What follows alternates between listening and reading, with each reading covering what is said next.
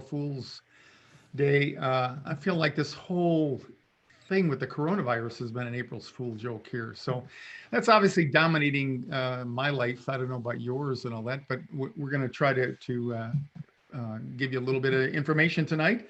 We are going to talk about anxiety a little bit.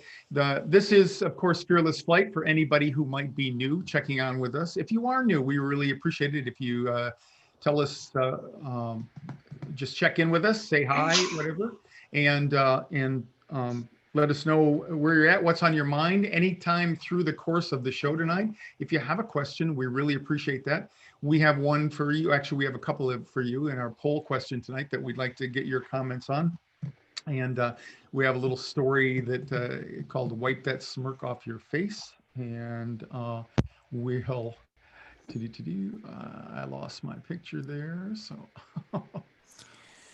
where it went. Okay. All right, I'll just look straight ahead anyway. Yeah, we're going to update the 201 class, which used to be live in residence here in Phoenix, and mixed emotions. We won't be able to do that one the way it was because of the restrictions, but we will be able, however, to convert it to an online class.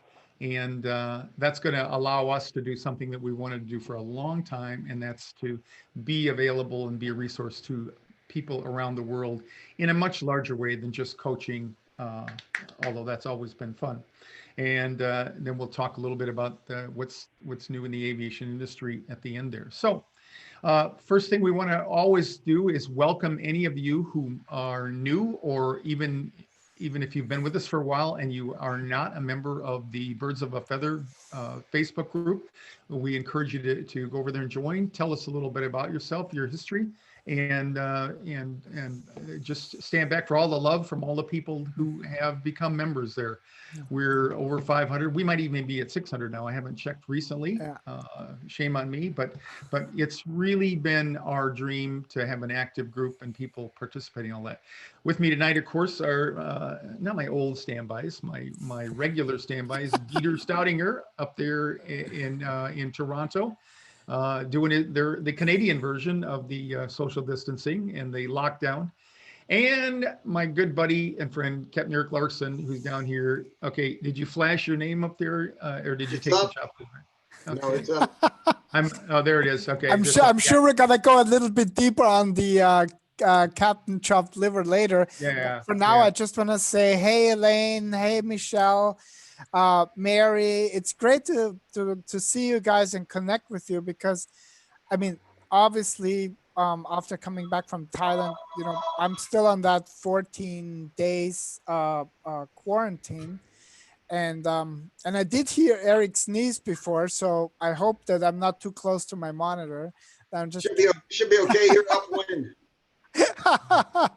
So I just want to say thank you for joining in, and Diane, I see Diane also. Hey, Diane. Clearly this is, yes, Elaine already picked up on the Captain Chopped Liver, so we will unveil the meaning behind all of that a little later, Elaine. But Ron, do you want to go with our poll question? Yeah, let's do the poll question. So we're just really interested in how it's affecting you, and we don't just mean the flying and however that might be, but we're talking about even deeper and more personal. How is it affecting you? Do you find you're depressed out there? You find you're ruminating over it? You're running out of things to do. You've got kids and you're running out of places to hide. How is it affecting you? I know I take my little dog Rocco riding on my bike with me, usually daily. I skip today, but one of the two things I've noticed: there are people everywhere walking, so I assume that's got to be a good thing.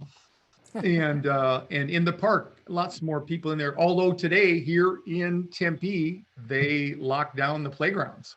So I don't know whether I didn't go out into the park today, so I don't know whether that's going to affect this private park that I go to or not. So it's out there, it's real, and I just hope that people are taking precautions to protect themselves and really taking it serious. So And I just honestly, I don't know if you saw that comment. So Laura Trainer, oh my goodness, she says, "Hi, Captain Ron. I am stranded in Arizona, oh, going to lucky fly you. back." Yeah, well, listen to this. Going to fly back to New Jersey as soon as the virus slows down. I'm very upset and I can't sleep. I have no other choice but to fly. What can I do? So, Laura, if I got you right, you actually are currently in Arizona. One, I'm curious how you got here in the first place. Did you fly? Did you drive? And two, um, do you have a date for your flight? And is your flight currently actually operating? I'm just curious for those details. Yeah. So then maybe we can get a little bit more into it, because the 201 online class would be potentially perfect for you to take, and we're going to talk about that a little later. But I also want to acknowledge Elaine, who said that she was exposed at work. So, and she says currently no on medical leave, just in case she develops symptoms. So, I mean, that's pretty significant, right? How your life changes. Yeah, absolutely. Yeah, it's crazy. We had a delivery by our daughter and her boyfriend today, bringing us groceries, and Oh, we have thank you. I didn't think she was pregnant, so I was hoping. That it not wasn't. that delivery. No, thank you. That'll Yeah, be 9 months. yeah, And she won't be alone with that probably. But it's just going to the door, dropping off the food. We can talk through the door, obviously, a little bit, but that's about the extent of our exposure. And then, obviously wiping off surfaces and stuff like that, because they're finding out more and more about the longevity of that virus. So it seems it likes metal surfaces a little better and hangs on there a little longer. And it's just again, yeah. it's really And good to more be of a threat cautious. as an airborne in a tight room there too. So Mhm. so So you want to take those things seriously. yeah. So So Laura, by the way, just to give you that information, Ron, she says she came down with the Amtrak to Arizona, and she's flying. Oh my God, she's flying on the buddy passes on standby. oh, Because cool. so here's a piece of information, Laura. I don't know that you have shared. Her son works for American Airlines, and that's how she gets to be on standby. And Laura, was he there when Eric and I, when it was America West? Because we're all transplants from the original America West Airlines. So you called it a buddy pass. So that kind of was some of the jargon. That's what kind of tipped me off. So anyway, well, the good news is there'll probably be a seat for you when you go back and when you decide to do that. So and you made it. If you made it on Amtrak, you should have no worries at all, because Amtrak is far riskier than flying an airplane. So you know where to get a hold of me, and we've talked. So if you need a little bit of moral support or something like that, don't hesitate to give us a holler. I have this story there. Just feed if anybody has some input about the coronavirus and how they're doing, just blurt it right out, Dieter. Yeah. I So had this. Yeah, go ahead. Elaine, I was just gonna finish with Elaine. So she is actually in quarantine herself right now, and severely impacted because she can't do her work. And Michelle says that she's also self-isolating, only going to the store once a week, and all things in duality have two sides. She's saying taking up meditation practice. So Cool. Very yeah, cool. that Very is cool. very cool. Yeah. I had a neighbor down the street that a couple that I've known for years, and we ran into each other in the grocery store of all places, and they have been touched personally. Someone that it was more than acquaintance, but not a deep friend. But the husband of a couple, they cut short their trip in Iran about, I'm going to say 2 weeks ago. I don't remember the timing all that well, but came back, and not too long after he came back, he came down with it. He did have, I believe, COPD as an underlying issue there. sadly he was at home being treated. They thought he was doing okay, and he died the next day. And so it like I said, wasn't firsthand, but now it does make you feel a little bit more vulnerable. At least it did me. So it's very serious. So here's a little bit of a quirky thing. I was reading through Quora. If you're not familiar with that, it's Quora, and it's where people can ask other people, can put questions out there. And I'm a participant, or I put things out there myself. But sometimes they're just fascinating. They'll ask anything and everything. And this fella wrote in, it was just, I didn't know where he was going. It was a long story, but he had I think a daughter-in-law who had a car, and she drove it a lot, and it had developed a problem, a mechanical problem. He is a car mechanic himself, or at least he likes to work on cars and whatnot. But this particular one had him stymied. So when he got into it, he found out that he got a part, and it still wouldn't run the way it was. So he took it back to the dealer. And his first conversation was with a rep from the auto dealership, not there locally, but in from out of town, somebody who coordinates with the mechanics and all that.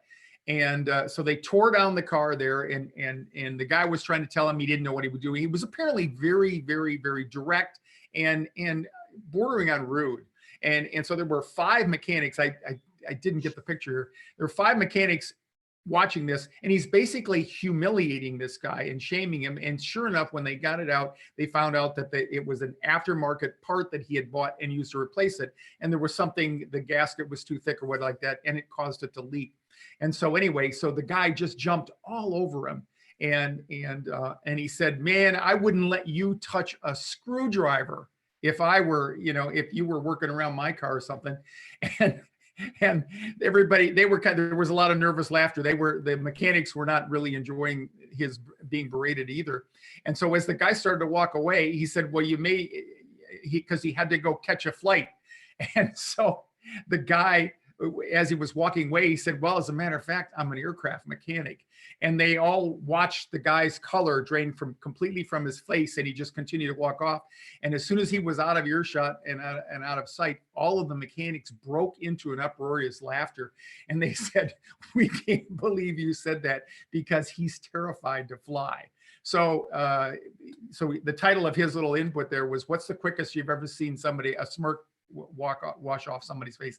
That was the quickest he had done there. So I thought maybe somebody out there would get a kick out of that. So yeah, so he was not only chagrined when he found out he was a mechanic, but he was an aircraft mechanic. So well, you got a personal story, Eric. I hate to tell people, because now they won't believe either one of us if you're not really a real pilot anymore. Yeah, we have zero credibility. So my situation, and I'm not complaining at all, because I've been very, very fortunate, a very fortunate career run, but ended unexpectedly Friday night. And I was explaining the Americanism of chopped liver to Dieter. I was going to take a 6-month leave of absence, and of course, all the airlines are bleeding horribly. Right, and they're in a tailspin. I mean, they're from literally day by day, right? Things are changing. Every 24 hours or less. And one of my buddies just called me a minute ago. They were supposed to be granting these leaves that they haven't put through yet. And he says, man, what's up with this? When are we going to figure this out? At any rate, so Friday, I had my head set on a 6-month leave. And then the company was working on retiring my fleet, the 757 and 767. And they started early last week with doing that next May.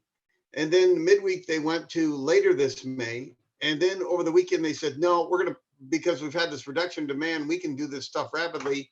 So they parked all the airplanes over the weekend, all of them. So I had no airplane. And I go, uh-oh. And as I mentioned on the show before, my wife has a medical situation. She's dealing with cancer, but doing it really, really well. And I've been giving up trips and time and everything to spend time with her.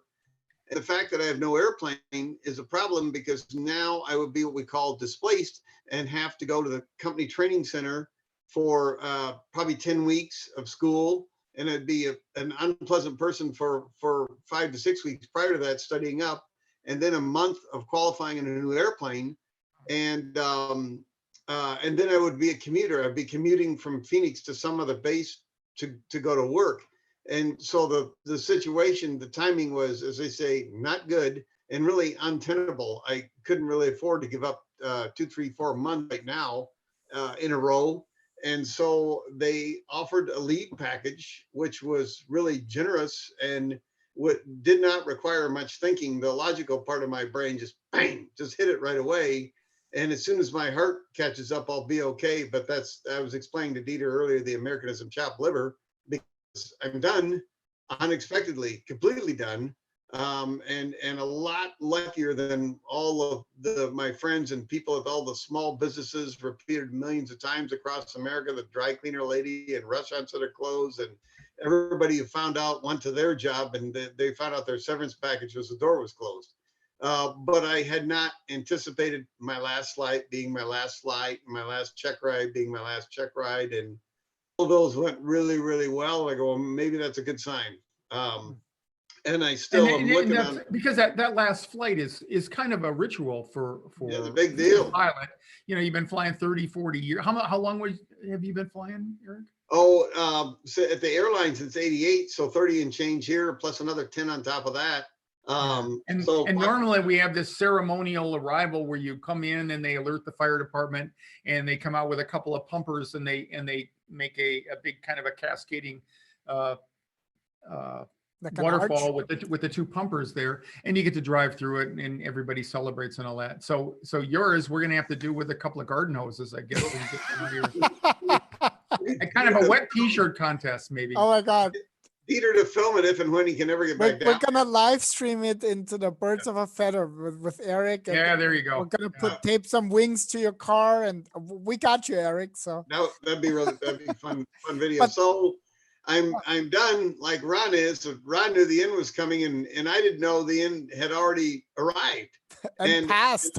It's passed, but I'm still attached. The way the severance is, I'm still attached to the company, but I don't do anything for this until I'm 65, but I'm viewed as an employee, so I could make lots of comparisons to jobs like that where you get paid but you don't actually do anything.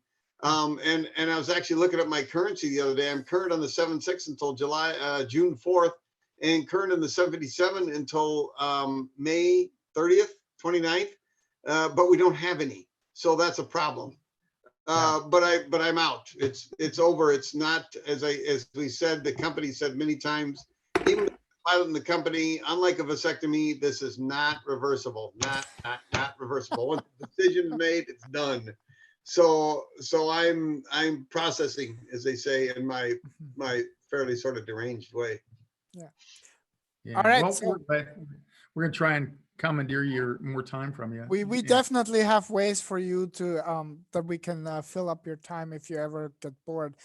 Speaking of being bored, we just got a couple more comments, and so Jim is staying at home and getting curbside delivery from the grocery store, and I like that your parents are happy that you're home. I think that's cool. So they don't. Yeah, because you've turned into an absolute travel freak, Jim. Yeah, So And this Jim gotta be did out of- say out of- that the virus forced his hand because he was kind of like thinking of slowing down some of his travels, and Yeah. obviously that pretty much slowed it down to to zero. And then I also Tracy says, "Hey Eric, my heart goes out to you. It's a lot to absorb, and yeah, it's pretty crazy. I mean, I was just watching this this video about how the airline industry is really one of the hardest hit sectors of this entire unprecedented wave that's going around the globe right now. And there is definitely there's going to be a massive change in how they operate, what's going to fly, what's not going to fly, who's going to fly, and under what laws and stuff like that. So Jim says retirement is an adjustment for sure, but I'm confident that you can do it, Eric. Oh, good. So, I do want to, Ron, I do want to jump in. Laura asked a question, and maybe we can just, for a little bit, jump ship and talk about the 201 online update. Okay. Laura said, do you think this online class would help me? How would I get in touch with you, Captain Ron? So I'm just gonna put up the slide here first of all. So Okay. No, yeah. I don't think it would help you at all. Yeah, yes, of course we do. Yeah, we do. Because it, one of the things about anxiety is the more information you have, the better served you are to help you resolve it. And think of anxiety as nothing more than a bunch of energy. And it's not always bad. We've touched on this before. When you look at Olympic athletes, someone who's very, very accomplished and over practiced, we might even say, anxiety is what makes them get records. Nobody breaks records in practice. They break records in competition. And so that's one of the real upsides to anxiety. So if you think about it in terms of managing your energy, and whether your energy is up because you thought about, a what if scenario, or you thought about, a crash that you've read about and stuck in your mind, it doesn't matter. It's just to resolve that. And in fact, the first module that we do on April 11th is going to be devoted to the brain and identifying triggers and in-depth analysis of anxiety and the process. Because anxiety is a process, it's a choice. Some of you don't realize that. Sometimes it's an heirloom, and that doesn't mean that you get a genetic predisposition to it, although that can be a factor. An heirloom, think in terms of, when you were growing up and you were around the house, and if your family happened to be a depressed family, and that's the way they responded to changes in the world out there, you were immersed in that environment, and you inherited that honestly. And so that can be a thing. So you take that out into the world, and when some circumstance or event comes up now, your initial reaction might be to get depressed over it or get anxious over it. And anxiety and depression are related. And that was one of the things that struck me as interesting. But the most important thing is come to the class. We're going to talk about the psychology of the fear of flying in module 1. And then a week later on April 18th, we're going to get into the basics of flight. That's always a fun class because we're going to talk about what many of you think is the meat of this, and that is how the airplane works and why it does this and why it does that. We are going to pull the rug out from under you a little bit, and we're not going to let you wait for the airplane to change, because it's not going to change. The things about aviation are going to change. The change doesn't happen outside, it happens within you. And that's where we're going to build on what we learned in module 1 there in the second module. Module 3 is going to be the next day on April 19th. That's going to be a Sunday morning. And we're going to get into coping tools and strategies, bigger and better than you've ever thought of possible about that. And then the following Wednesday night, April 22nd, we're going to have a Q&A, and we're going to pick up all your questions and answer them, and some others that we've got in a bank that people want to know. So it's a really comprehensive class. It's more than double the content that we had in the live class, because we're going to have more time available. You could come in your pajamas. We don't care how you dress. We won't be looking at you. You'll just be looking at us.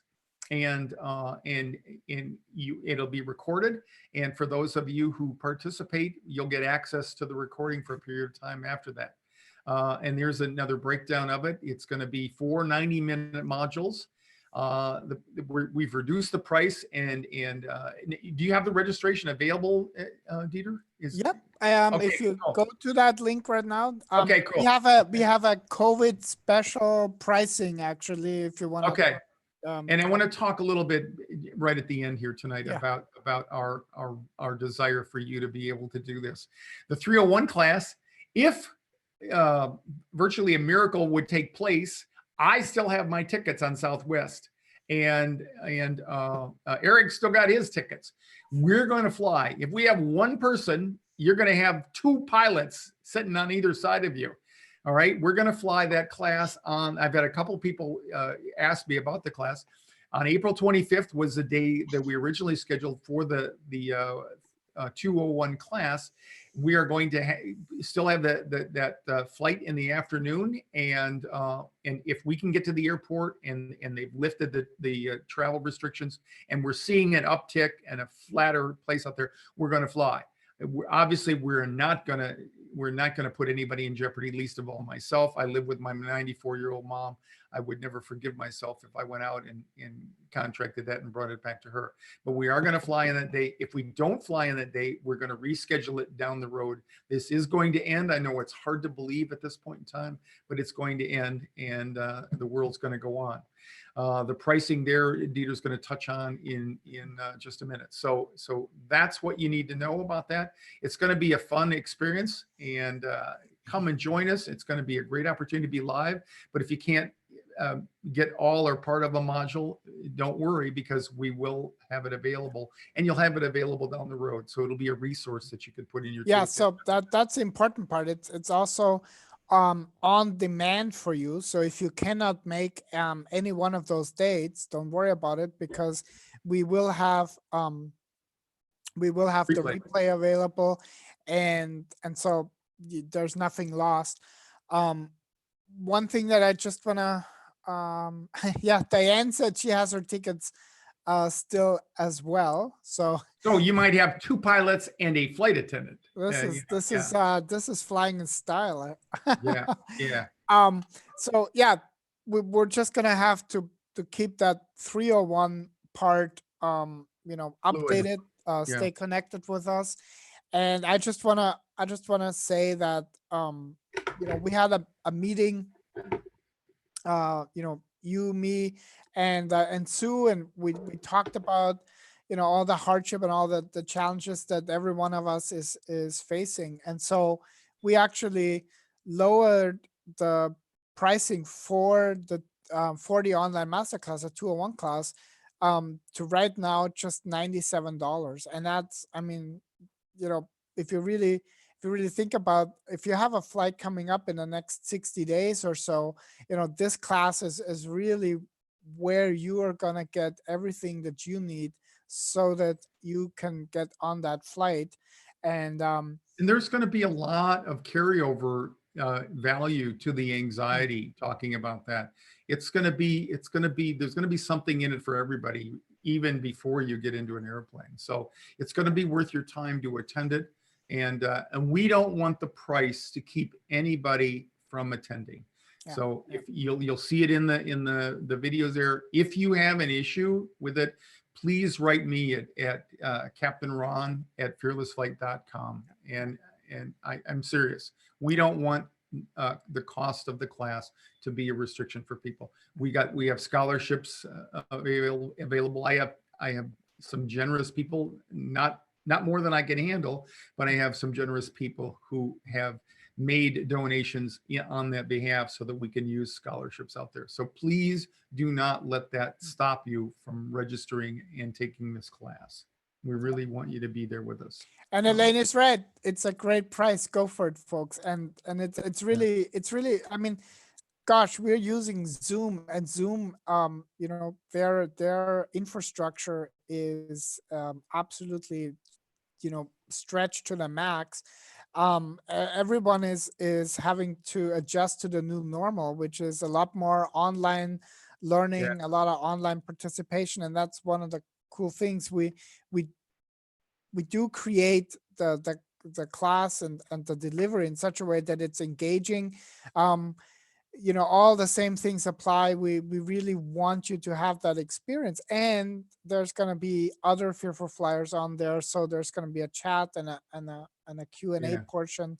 So we really do take care totally. Don't let the technology scare you. You made it here, and and a lot of people are being dragged into the technology with the coronavirus thing. And like Dieter said, the same company that we use to broadcast these classes here has stepped up and made a large donation to, I believe, schools and hospitals or medical facilities. So I know my one of my best friends' daughters. The high school just started using Zoom here yesterday, I believe it was. So anyway, so we really.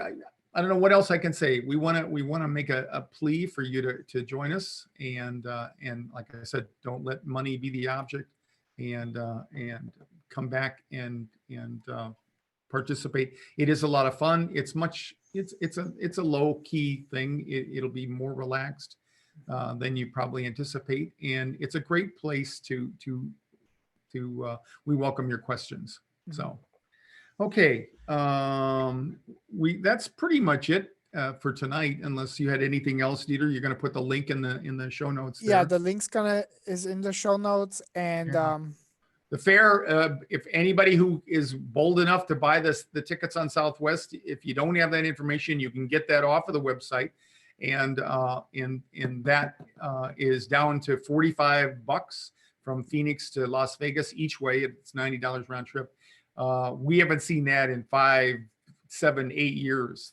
So that tells you that they're looking for business here, and this is certainly going to be a challenge for the airlines and a lot of businesses out there. So anyway, I want to thank you guys for showing up. Eric, I want to congratulate you and extend my sympathy, all in the same fell swoop there. Sorry you didn't get the hose down, but we will try to comply and hose you down. And Dieter, thanks again for all the technical support, and thanks to you all for watching out there.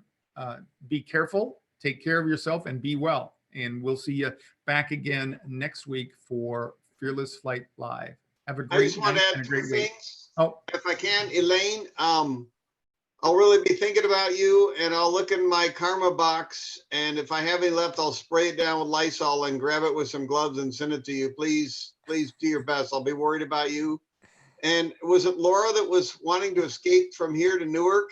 yeah, If she's gonna do it, I'll tell you what, they've sanitized the airplanes half to death, and Yeah. she probably have 3 or 4 people on the airplane with her. So her contact odds now on the airplane are slim to none, and there won't be anybody in the airport either. So if she's got, as my friend says, bust a move, now percentage wise is probably a real good time to do it.